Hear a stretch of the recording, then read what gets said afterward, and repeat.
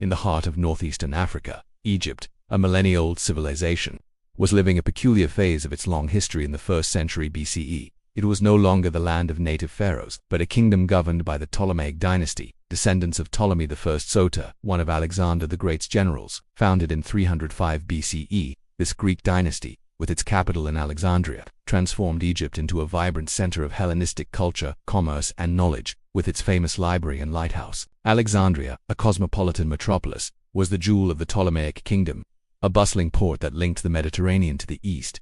Egypt, with its agricultural wealth stemming from the Nile's floods, was the breadbasket of the Mediterranean, supplying grains that sustained empires. This wealth, however, also made it a coveted target and a pawn in larger power games. Despite its opulence, the Ptolemaic dynasty was in gradual decline. Over the centuries, the Ptolemaic pharaohs became increasingly dependent on Rome. Internal succession disputes, familial intrigues, and a growing inability to maintain political and economic stability opened the doors to external interference. Rome, emerging as the dominant power in the Mediterranean, observed Egypt with growing interest. The Roman Republic, in its final phase, was undergoing territorial and political expansion, and control over Egyptian grain supplies would be an invaluable strategic advantage. Roman influence in Egypt constantly increased. Commercial agreements, alliance treaties, and the presence of Roman creditors at the Ptolemaic court transformed the kingdom into a de facto protectorate. Though still nominally independent, earlier Ptolemaic pharaohs had already traveled to Rome to seek political and financial support, often paying dearly for this protection.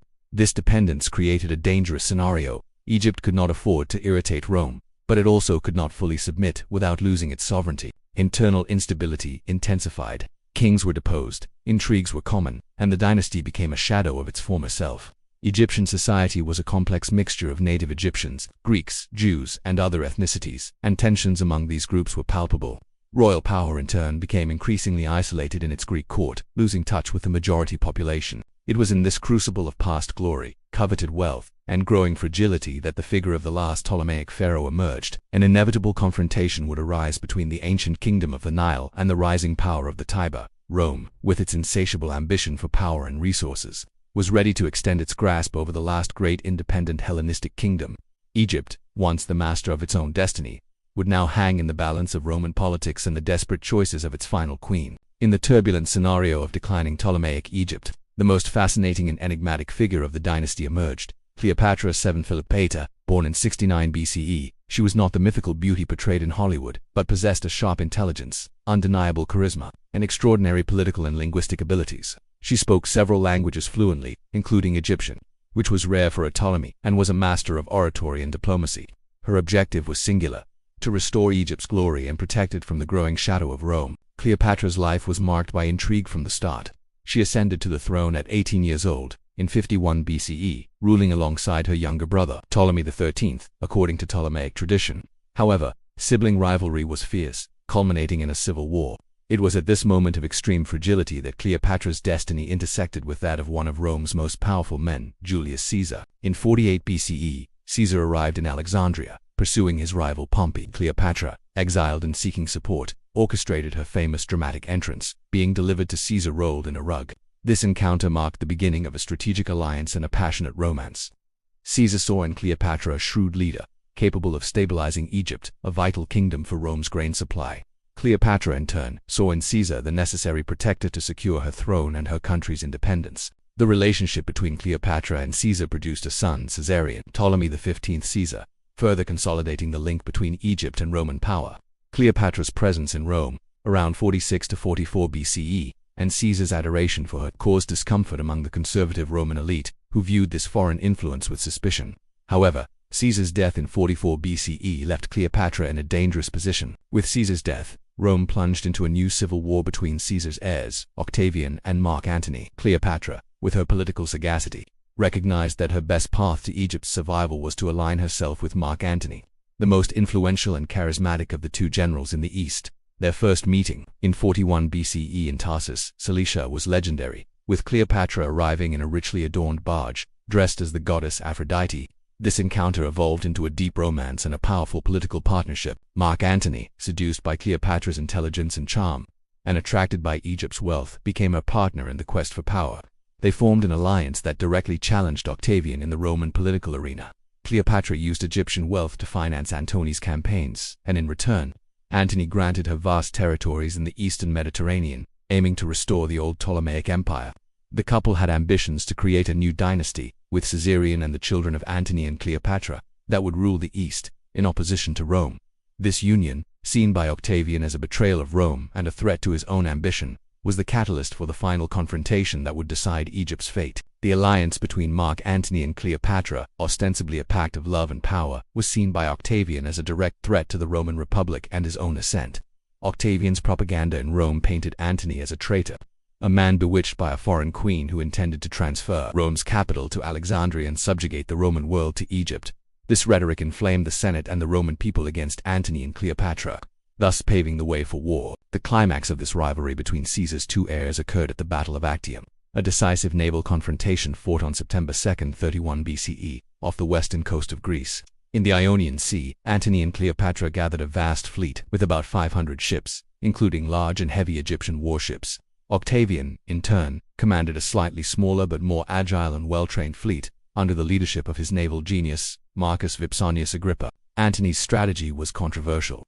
Although he had the option of a land confrontation, he preferred a naval battle, perhaps influenced by Cleopatra or by the need to maintain Egyptian supply lines.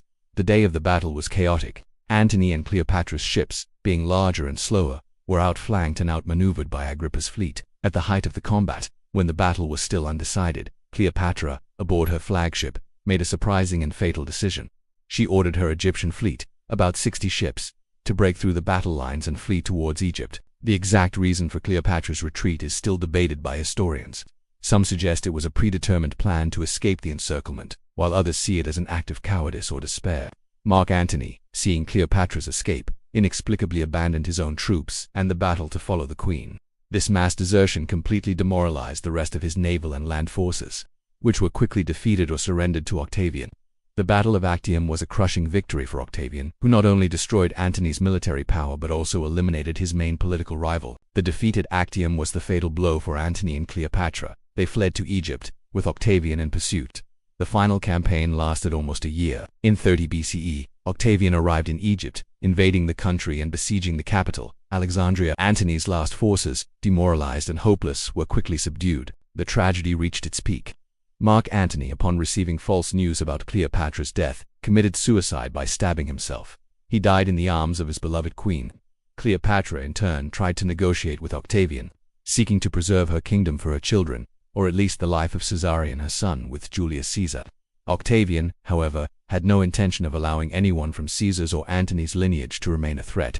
He intended to take Cleopatra to Rome to be displayed in his triumph, a humiliating and unthinkable fate for the proud queen. Given the inevitability of her humiliation and the loss of everything, Cleopatra made the final decision. On August 12, 30 BCE, she committed suicide, according to legend, by allowing an asp, a venomous snake, to bite her. With her death, the last pharaoh of Ptolemaic Egypt was gone, and with her, the independence of the last great Hellenistic kingdom. Octavian executed Caesarion, and Egypt was officially annexed to Rome, becoming a Roman province. The era of the pharaohs, which lasted more than 3 millennia, reached its dramatic and definitive end. The death of Cleopatra and Mark Antony in 30 BCE marked the end of a glorious era and the beginning of a new phase for the vast and millennial Egypt. With the elimination of his rivals, Octavian, Julius Caesar's astute heir, consolidated his power undeniably, paving the way to become Augustus, the first Roman emperor, and for the definitive transformation of the republic into an empire.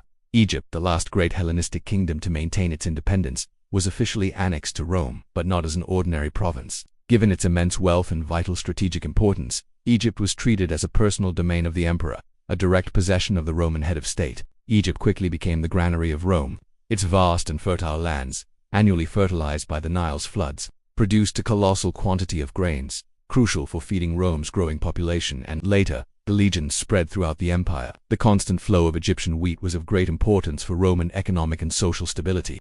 Any interruption in this supply could have catastrophic political and social consequences, such as popular uprisings.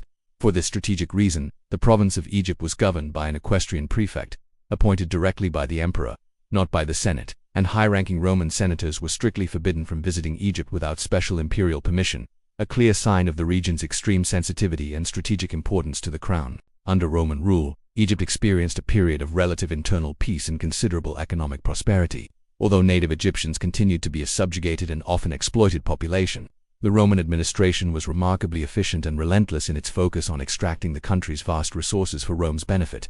Existing infrastructure, such as irrigation, canals, and roads, was maintained and, in some cases, even improved to facilitate the export of grains, papyrus, gold, and other precious goods to Rome. New cities and settlements were founded, and trade, already vibrant since the Ptolemaic era, integrated even further into the vast Roman trade network that extended throughout the Mediterranean and beyond. Culturally, Roman Egypt was a fascinating and complex melting pot of traditions. The millennia-old Egyptian culture continued to coexist with Hellenistic influences, inherited from the Ptolemies, and now with the dominant Roman influences. It is notable how the Romans, despite being the conquerors, became deeply fascinated by ancient Egyptian religion, and deities like Isis and Osiris gained popular cults and dedicated temples throughout the vast Roman Empire. Egyptian art continued to be produced, although often incorporating Greco-Roman aesthetic elements, creating a unique syncretic style, as seen in the famous Fayum mummy portraits. Roman pharaohs were depicted in Egyptian temples in traditional iconography, showing a pragmatic attempt to legitimize their rule before the local population. The Greek language remained the main administrative language, but Latin also gained ground, especially among Roman troops, administrators, and merchants. The legacy of the Roman conquest of Egypt was multifaceted and far-reaching. For Rome, it meant control of a vital and inexhaustible source of wealth and power, solidifying its hegemony in the Mediterranean and contributing to the unprecedented economic and political stability of the nascent empire for many centuries. For Egypt, it was the end of its long and proud history of independence, marking the beginning of almost 7 centuries of direct foreign rule, first Roman and then Byzantine. However, the remarkable Egyptian civilization, with its deep traditions, unique art, and rich religion, demonstrated notable resilience, absorbing and adapting external influences without completely losing its identity. It continued to evolve and influence the Roman world itself, even while governed by its new masters, showing the strength of a millennial legacy. The fall of Cleopatra and the annexation of Egypt by Rome were not just an isolated episode in the timeline. They were the culmination of an epic personal and political drama that sealed the transition from an era of republics and Hellenistic kingdoms to the vast and unified Roman Empire. Egypt, with its millennia of history, became part of an even larger empire, but its mystical aura, cultural richness, and ability to fascinate the world endured, ensuring that the legacy of the pharaohs lived on and continued to be venerated even under the rule of the Caesars, echoing to this day. The conquest of Egypt by Rome and the end of Cleopatra's dynasty marked one of the greatest turning points in ancient history, redefining power in the Mediterranean. Which aspect of this grand transition surprised you most? Egypt's strategic and economic importance to Rome's power, the fascinating cultural fusion that emerged from this clash of civilizations, or the remarkable resilience of Egyptian civilization in maintaining its identity under foreign rule? If you could travel back in time and witness a single moment in Cleopatra's life, which would it be and why? Would it be her meeting with Caesar, her arrival in Tarsus to see Mark Antony, or her final act in Alexandria? Share your opinion in the comments and join our discussion about these crucial moments in history. And if there's another formidable empire, a charismatic leader, or an event that radically changed the destiny of a civilization that you'd love us to explore in our next video, leave your suggestion below. Your curiosity is our guide to unraveling the great stories of the world, and the next adventure begins with you.